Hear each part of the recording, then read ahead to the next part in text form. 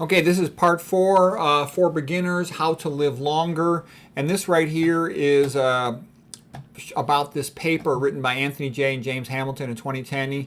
And the gist of it was they used fatty acid transporter inhibitors. And what they found was they could not stop the fatty acids from the blood coming into the skeletal muscle cells. And this is a very big deal because what it means is you can't control fatty acid entry into the skeletal muscle cells. They get there fast, and they get there faster than the glucose, and they get into the mitochondria, and they inhibit mitochondrial, intermitochondrial membrane energy transport. This is actually a very big deal. This is like the great secret of diabetes. What's the main thing that causes insulin resistance? It's excessive dietary fat getting into the skeletal muscle cells. It's worst with saturated fat, but it's still bad with other types of fat.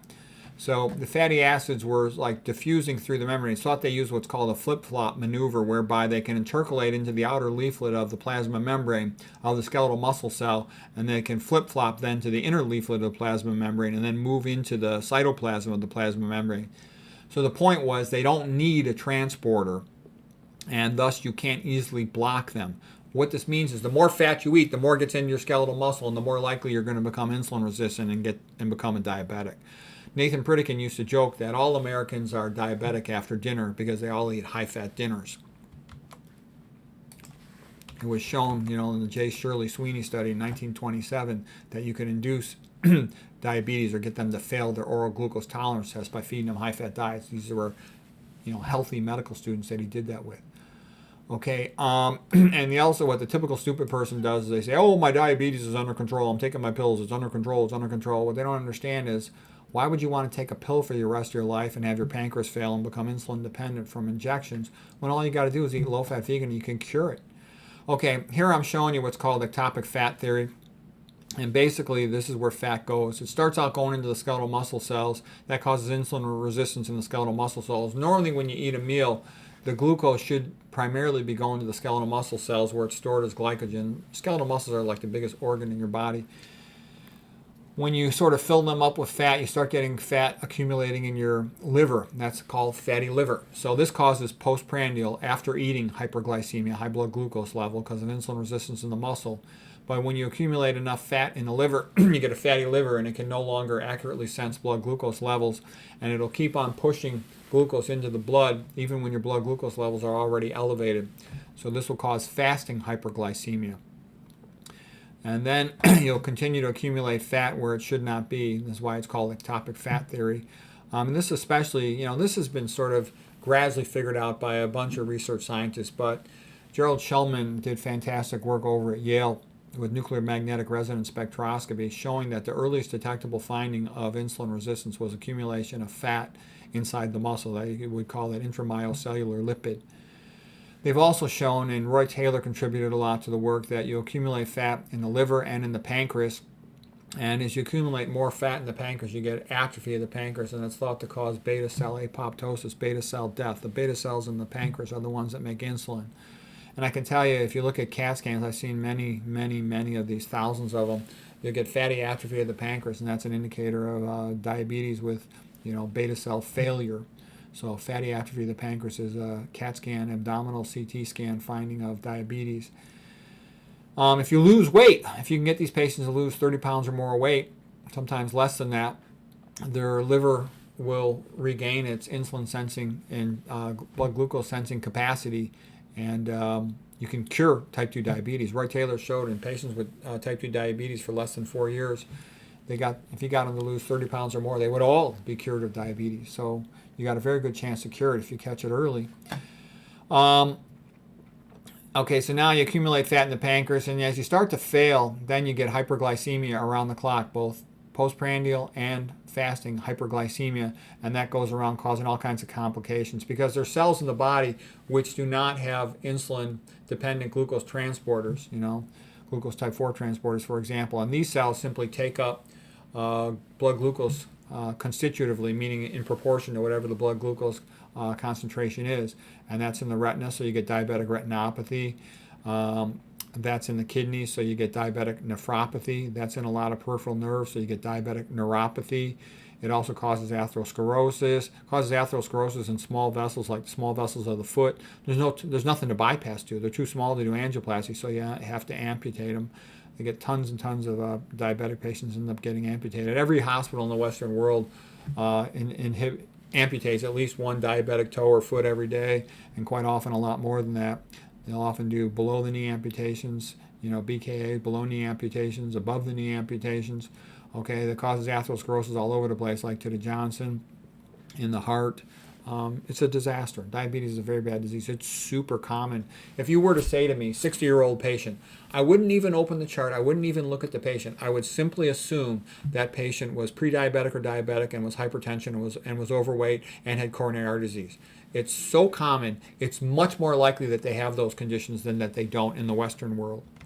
Any doctor will tell you that about patients 60 and over in the Western world. Excessive fat, especially sat fat, will inhibit complex 3 of the inner mitochondrial membrane where the ATP is produced, the energy of the cell is produced, okay? And there's a whole bunch of other things that inhibit electron transport in the inner mitochondrial membrane. Glyphosate, the stuff they spray on soy. It's another reason why I think soy is a bad thing to eat. Mercury is often present in high fructose corn syrup as a contaminant. Atrazine is sprayed on GMO corn. Okay, that's also going to be in your high fructose corn syrup that's made from corn. F-, that's in your tap water. That's another mitochondrial inhibitor. HNE, hydroxynonenal, is a lipid toxic aldehyde produced by the metabolism of omega-6 cooking oils. And this is what I mean by people are being nickeled and dimed to death. Death by 1,000 cuts. You need your energy production. If you can't produce energy, you're screwed. You're not only tired, you can't think well, you can't pump out toxins from your cells, like in your brain cells, your neurons, and they die by apoptosis. And you can't pump out your calcium. All right, so anyways, this is mitochondrial inhibitors, and I knew these were a big deal, so I decided to look them up. I own like 7 biochemistry textbooks, and I couldn't find any useful information on mitochondrial inhibitors. I start going through the literature, and I find they're super common. They're ubiquitous. Look how common these things are. Tylenol, metformin, like the most common drug for treating diabetes. Selective serotonin reuptake inhibitors, SSRIs, the most common drugs used for treating depression these days. Antifungals, mold inhibitors, they're in all the processed foods because they don't want mold growing in them or they get returned to the store. Personal care products will often have antifungals in them. They're very often mitochondrial inhibitors. Estrogenic chemicals like BPA, bisphenol A, mitochondrial inhibitor. Okay, other things, really common stuff, these heavy metals, iron, zinc, when you're iron overloaded. Small amounts of iron are necessary, small amounts of copper are necessary, but when you're overloaded, same thing with zinc, they end up being mitochondrial inhibitors. Aluminum, okay, that's put in your tap water. Okay, that's in your deodorants.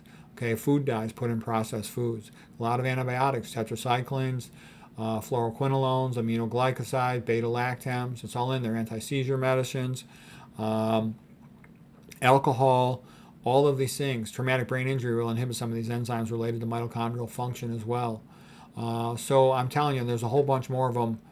These are common things. You want to avoid all this stuff, like flame retardants. Okay, that's why I won't use a blue surgical gown if I don't need to. If I can just wear, a barrier thing, a yellow or a white one, I'll use those instead. If I'm doing some minor procedure like a fine needle aspiration biopsy or something. So, anyways, I want you to know this because look at statins do it too. So that's another reason why I don't want any of these medicines. Propofol, common sedative. Okay, used a lot in ICU patients. Trichloroethylene, TCE. That's why I don't take my clothes to the dry cleaner anymore. Okay, you don't want to be exposed to these chemicals. All right, can you reverse atherosclerosis? You can partially reverse it. You can reabsorb the fat in the lipid core. You can remove the necrotic material in the necrotic core. You can remove the blood clot of the acute clot. You're not going to remove the acellular fibrous tissue. You're not going to remove the calcium. I know some people say you can remove calcium from a blood clot, maybe on a very, very, very chronic basis. I've never seen it, and I've looked at many tens of thousands of arteries. So if it happens really slow. William Roberts in his pathology research of it says you can't remove it either. So I'm just letting you know. But what happens is the cell will come back to life partially, and it'll start to get active function again in the endothelial nitric oxide synthase, so you can release the vasodilator. So you can get a big improvement in just a few days, and in a few weeks you can get more and more improvement. In more time you can reabsorb more of this. So colpolecithin will tell you the same thing on that. Okay. Some of the points I want to make, when you talk about coronary arteries, you're usually just talking about the big ones on the outer surface of the heart. It's called the epi. Epi means on top of. Cardia is heart, so epicardia, the big arteries on top of the heart, like the left main coronary artery, the circumflex artery, the left anterior descending artery. Those are ones that are in the ballpark of 3 millimeters in diameter. But there's a lot of smaller arteries that go into the muscles, the intramyocardial branches, intramuscular branches, and these ones can get plugged up by those amyloidogenic clots, by other atherosclerotic clotting.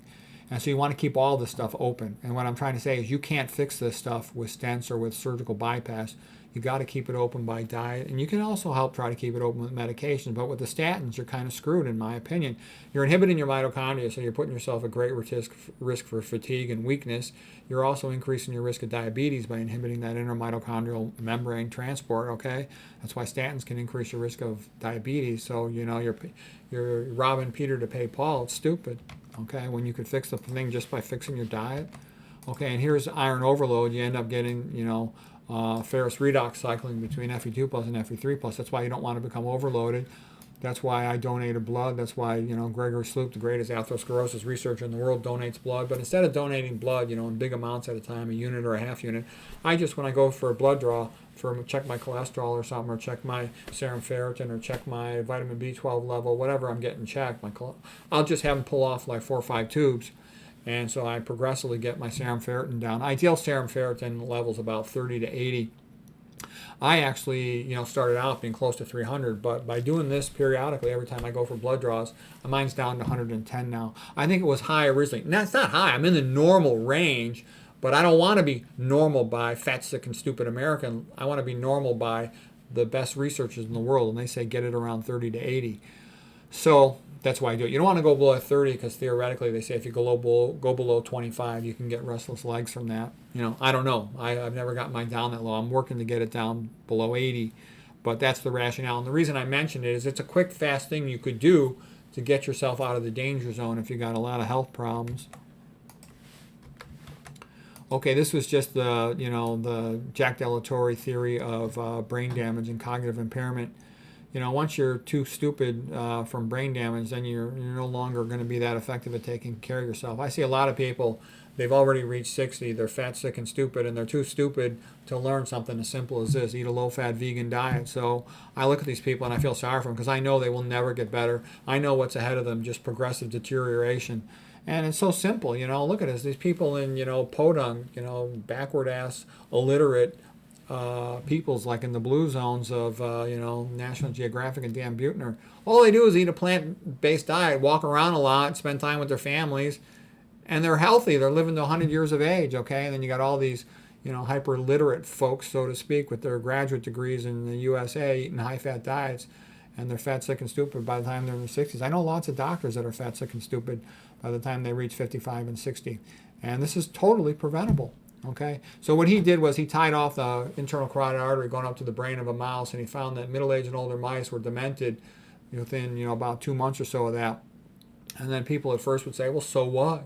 Not many people have carotid artery severe stenoses or occlusions. But Delatory points out, how many people got atrial fibrillation? Tons of them. Losing that atrial kick, 25% of your atrial filling. How many people got congestive heart failure? Tons of them. How many people got sleep apnea? That's a little different. That's brain hypoxia, but it's the same concept of diminished oxygen glucose delivery to brain cells. How many people have overtreated hypertension? Tons of them. How many people have aortic stenosis, aortic regurgitation of the cardiac valve, the aortic valve? Lots of them. How many people are kept hypotensive after their CABG, coronary artery bypass graft, open heart surgery for coronary artery disease? Tons of them. Okay, how many people are severely anemic? All right, so anyways, these are all things that are going to cause oxygen glucose delivery deficiency to the brain. Also, if you just have chronic diabetes, chronic hypertension, you're going to cause a lot of intracranial atherosclerosis over time. That's going to diminish oxygen and glucose delivery to the brain cells. Not good. The brain cells don't get enough oxygen and glucose. They can die. Go into programmed cell death called apoptosis. Okay. I'm showing you this stuff because it's all preventable. So I'm not giving you the BS medical textbook stuff of it's just unchangeable aging, genetics, infections, socioeconomic disparity. That's all bullshit making you helpless. I'm teaching you, you can avoid all this stuff. Don't end up on statins and metformin. Don't eat a high-fat diet. Don't eat a high-sodium diet. You can prevent all this. Don't eat a high-fructose corn syrup diet. Get your adequate amounts of fiber. Get your sleep. Manage your social relationships and minimize your unnecessary stress.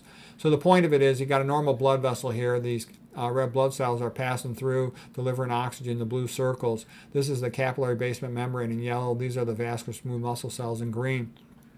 Well, if you're hypertensive, you're going to hypertrophy your vascular smooth muscles. You're going to hypertrophy your collagen around your basement membranes. If you're diabetic, you're going to hypertrophy this basement membrane.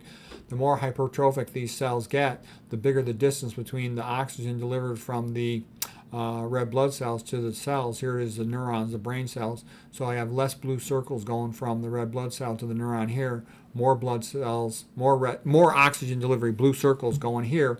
So you want to avoid diabetes and hypertension. How do you avoid them? Avoid the excessive amounts of animal foods and oils and sodium. Okay, eat the plant foods to get your potassium, magnesium, your nitrate precursors and nitric oxide. So it's pretty basic. That's what you do.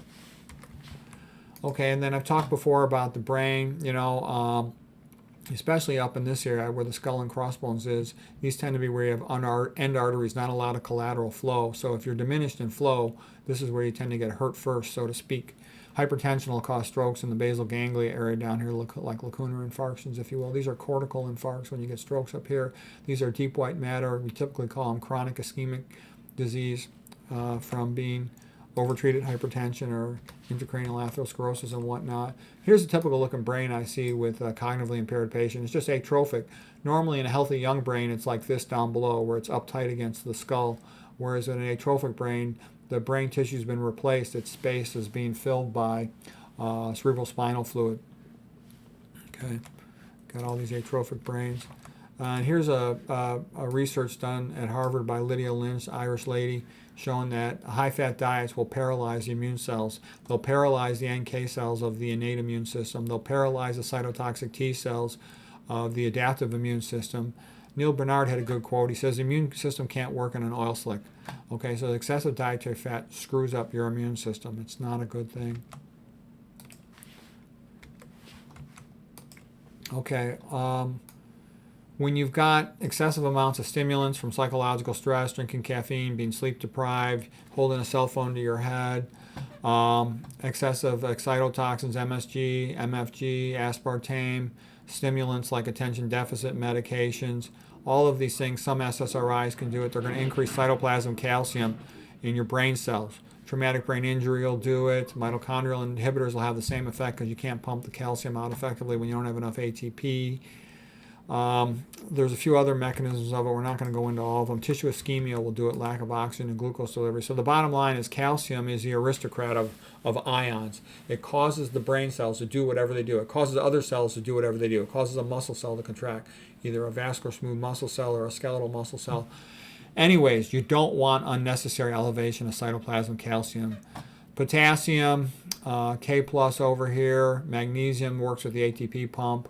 And sodium are the minimum wage worker ions. They just do as they're told, try to maintain the cell's ionic gradients. And so what I'm saying is when the cytoplasm calcium goes up, as it does in these harmful conditions, you got to pump it out fast or you're going to have problems. You're always pumping it against a gradient because the extracellular matrix calcium is about 10,000 to 15,000 times higher. So to pump against a gradient, you need ATP. You need ATP to pump it into the endoplasmic reticulum.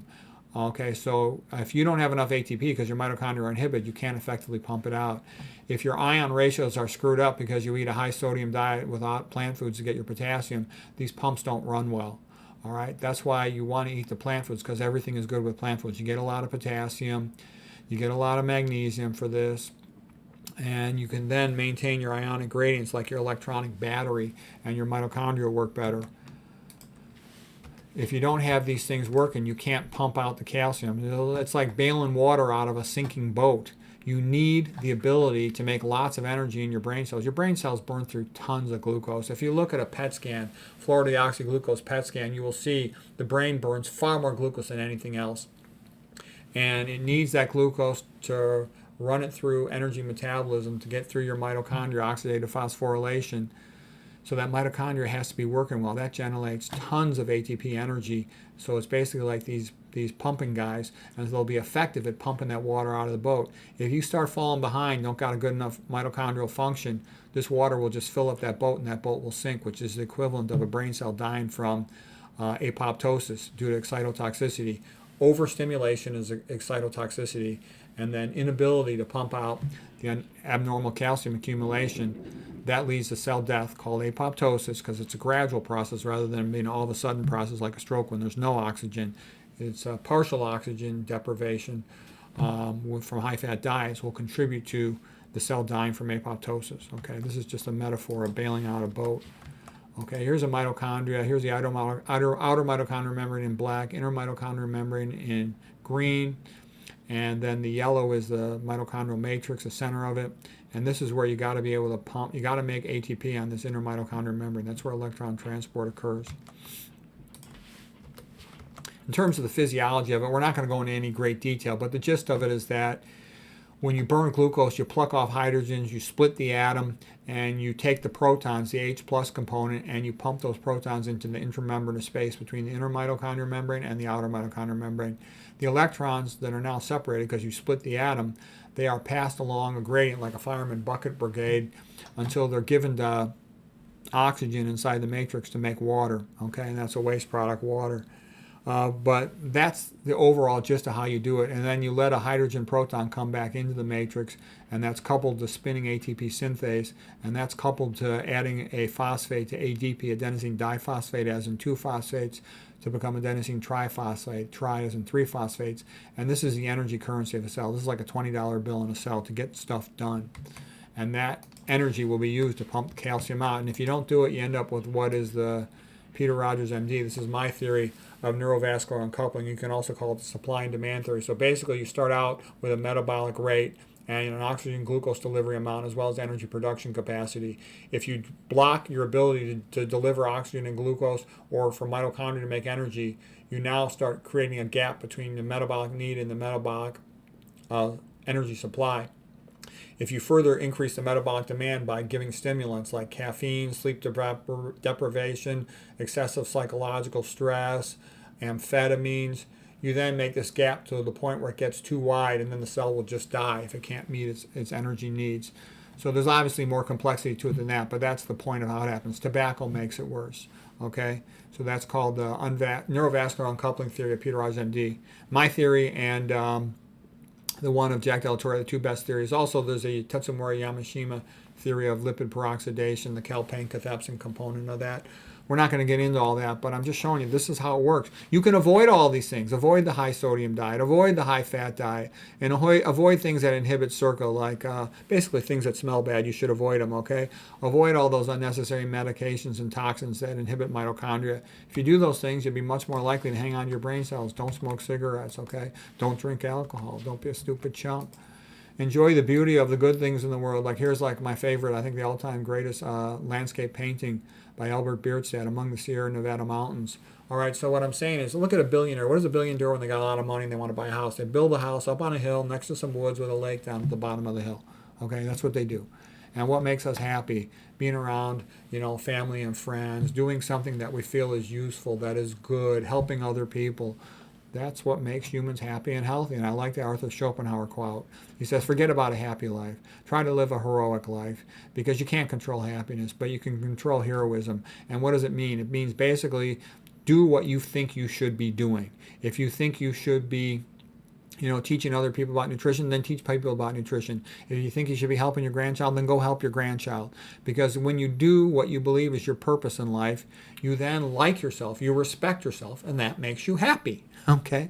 And Watson and Crick fame, he said, an animal's happy when it does what it's meant to do. A horse is happy when it runs. So if you think you were meant to be a tennis player, then play tennis. If you think you were meant to be a scholar, then be a scholar. If you think you were meant to be a mother, then be a mother. A grandmother, then be a grandmother. Whatever it is, when you do what you feel you are meant to do, you are happy. So try to do that. Try not to waste too much of your life in a meaningless job, which so many of us have to do to make money, but at least, try to get some time every day to do the other things. Oh, this was just my joke about the magic bathroom.